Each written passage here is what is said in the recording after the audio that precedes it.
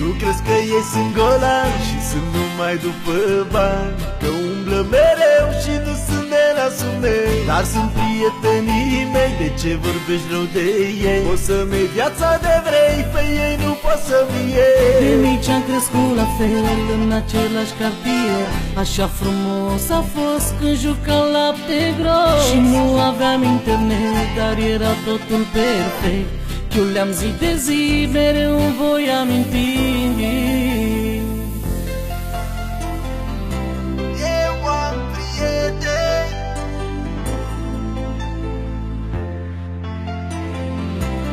eu am prieteni. Am prieteni, prieteni de viață, Prieteni ca familia mea. am prieteni, prieteni de viață, Ei țin loc și de mamă și de tată și de tine și de tot. prieteni, prieteni de viață, Prieteni ca familia mea, am prieteni, prieteni de viață, ei țin loc și de mamă și de tată și de tine și de tot.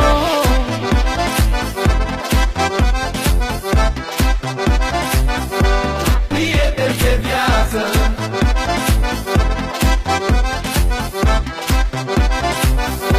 prieteni de viață,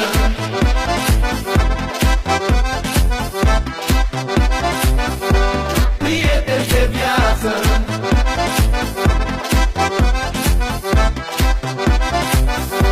prieteni de viață.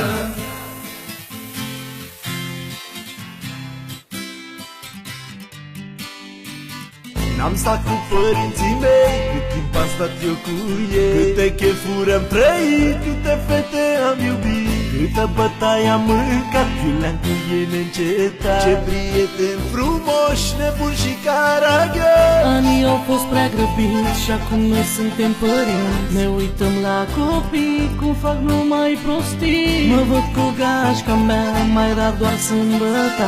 Nimeni nu ne poate lua prietenia.